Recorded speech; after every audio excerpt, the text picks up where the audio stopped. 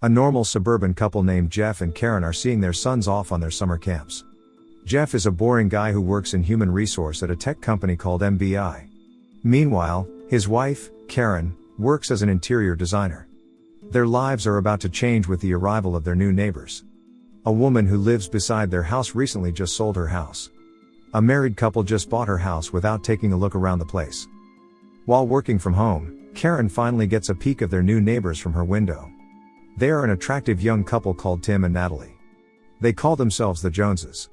The couple invites their neighbors to try getting to know them better. They find out that Natalie is a social media consultant. The Joneses have traveled and lived all over the world. They finally decided to settle down and bought a house next door. Jeff tells them about an annual event in their neighborhood called toberfest. He invites the Joneses to come and meet everyone at the festival. Before parting, Tim lets it slip that he knows Jeff works at MBI. Karen finds his remark strange, since they never mention Jeff's workplace. Tim awkwardly laughs and explains it's a lucky guess on his part. Karen is still suspicious but lets him go. Toberfest has arrived. The Joneses manage to win everyone over with their easygoing charm. However, Karen has been observing them. She finds that their new neighbor is a little bit odd. Tim can effortlessly open a bottle of beer with his bare hands. Natalie can hit 3 bullseyes in a row at throwing darts. Karen finds their abilities too good and they are too accomplished. She also catches Tim snooping around in their house during the event. Jeff comforts her. He tells her to brush them off because the Joneses might just be a nice neighbor. Meanwhile, the Joneses are over at Jeff's office. Natalie is wearing a disguise with a wig. She distracts a group of security guards so Tim can sneak inside. He enters Jeff's office space and opens his computer. Tim types in a string of code. He is reading rows of deleted emails. He finally finds what he's looking for and leaves. The next day, Karen is set on following Natalie. She intends to find out who the Joneses actually are. Natalie comes into a cafe and slides a book on the counter. Next to her, a man carefully asks how she is liking her book. Natalie answers that it is interesting. The man switches her book with a new one.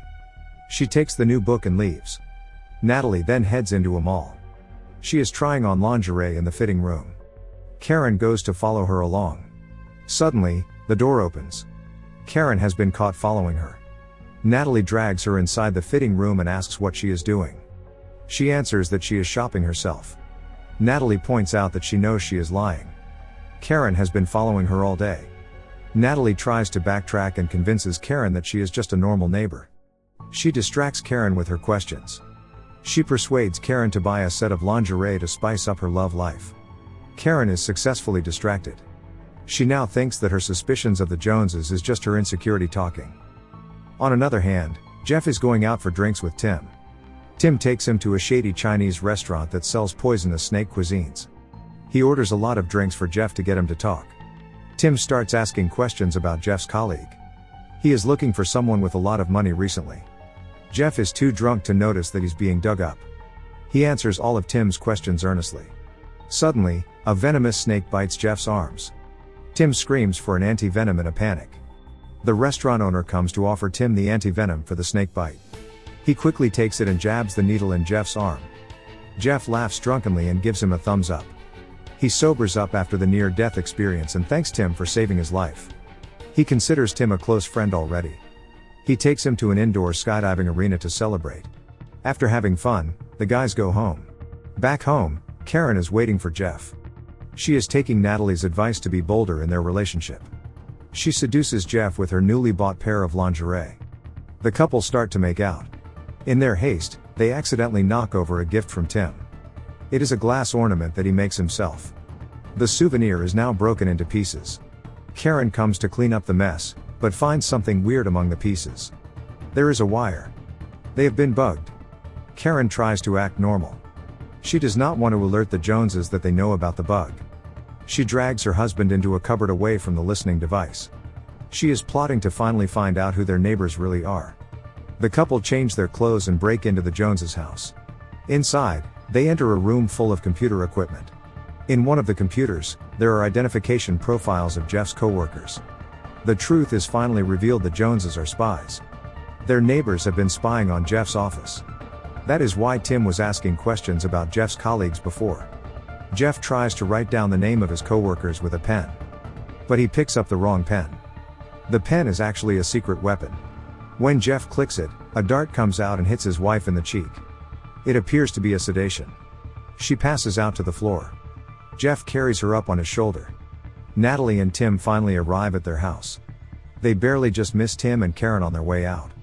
The couple smiles at each other. Although they are spies, they love each other. Their relationship is not fake. Tim also reveals that he is getting quite fond of Jeff. However, he promises not to get too close with his target. The couple starts to make out near their computers. Abruptly, Natalie stops. She spots their special pen is out of place. She tries clicking it but no dart comes out. They come to the realization that somebody has broken inside their house. Now their mission has been compromised. Jeff does not know what to do about this information. He tells his boss about his concern but he is quickly dismissed. He calls a friend with connection to the military to confirm that the device is indeed a bug. They are trying to trace the owner of the device. His friend asks him to meet in a van the next morning. Trusting his friend, Jeff comes over with his wife the next day. While talking, suddenly someone shoots his friend in the head. The couple runs away and hides behind a car. The unknown shooter is still shooting at them. Out of nowhere, a black car speeds into their vision. Inside the car are the Joneses. Natalie keeps her head out of the car window and starts shooting at the bad guys. They shout at Jeff and Karen to get in their car. The couple is reluctant. They just find out the neighbors are spies.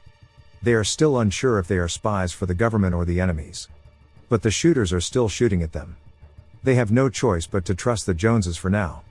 They get inside their car and Tim races away. A dozen men riding motorcycles follow them around. They shoot their guns at their car window.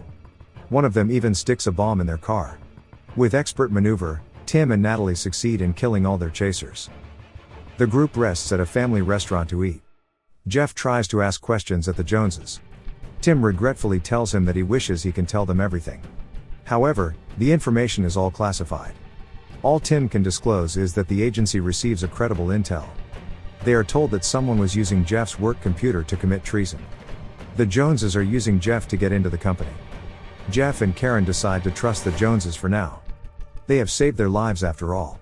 With a promise to keep their secrets, they enter their own houses. Once they open the door, a loud boom is heard. The Joneses' house explodes. Everything goes up in flames as Jeff and Karen watch in shock. Later that night, Jeff and Karen are panicking. Their neighbors are probably dead. There is nobody left to protect them. Moreover, the killer will probably come after them next. They decide to pack their bags and leave the house for safety. Just when they are about to call their children, the light goes out. The couple goes down together to check out the electricity fuse. Suddenly, the electricity goes up again. Standing in front of them are Tim and Natalie, still alive.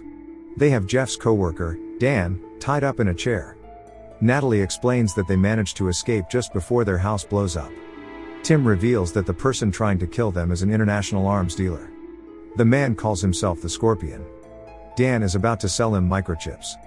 Those microchips are produced at MBI. They contain dangerous information about the country's missile defense system. If the Scorpion gets his hand on these, the country will be in danger. For the past 3 months, Dan has been smuggling the chips out of the company. He put them inside a balloon and stuck them inside his butt to avoid detection. The Joneses want to find out Dan's motive for helping the Scorpion. Natalie takes out a blowtorch. She is going to torture the information out of Dan. Jeff disagrees. He wants to get the information without any bloodshed. He talks with Dan kindly to find out why he betrays the company. Dan tearfully admits that their family is struggling financially. They don't have enough money. In the midst of the discussion, Dan's phone rings. It is a call from the Scorpion himself. Jeff picks up the call. He pretends to be Dan. The Scorpion instructs him to bring the microchips and meet him tomorrow night. The group makes a plan. Jeff and Karen will meet the Scorpion. They will make an exchange then leave the hotel. Tim and Natalie will set up a command center on the roof. They will track their movements and help them during the mission. The preparation is complete. It is time for the mission to start. Everything seems to go smoothly. Jeff manages to hand over their briefcase. While the Scorpion is checking out the chips, Jeff tries to make small talks. He asks the Scorpion if they have met before. He is convinced that they have seen each other in a convention. The Scorpion dismisses his yammering and hands them their money. Karen drags him away to leave the hotel. In his haste, Jeff drops his stress ball.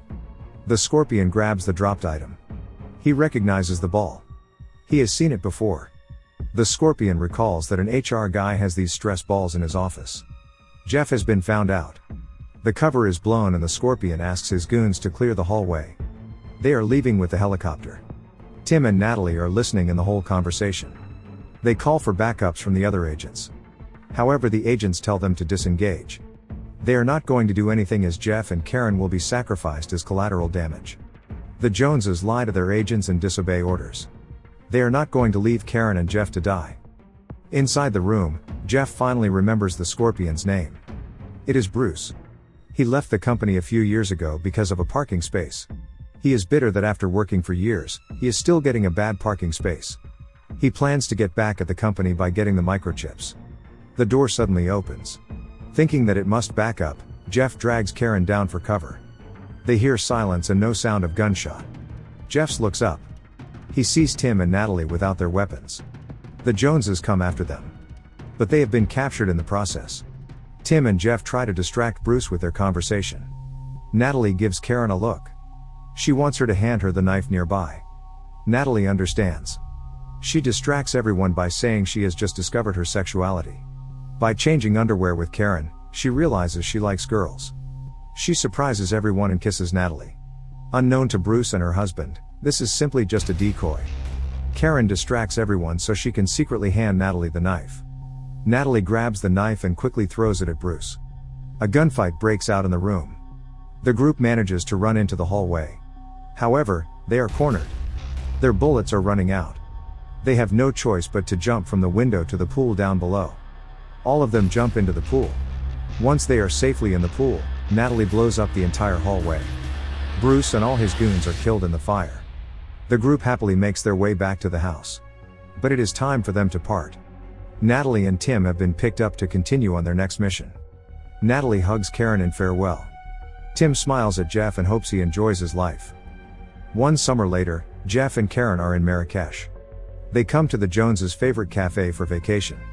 While taking pictures, Jeff spots somebody in the crowd. It's Natalie and Tim. The couple approaches the Joneses. They are delighted to meet them again. Jeff thinks the couple have finally left the agency and is here on vacation too. He keeps chatting them up, unaware that 4 guys with guns are behind him. Things are escalating and Jeff once again has blown their covers. Natalie quickly hands Karen the fake baby she is holding. The Joneses tell the couple to hide under the table after 3 counts. On 3, Tim and Natalie take out their guns. Jeff and Karen are hiding under the table with smiles on their faces. They really do miss their amazing neighbors. Subscribe to watch more videos like this, turn on notifications, and leave a like and comment to help the channel out. Thank you for watching, and see you next time.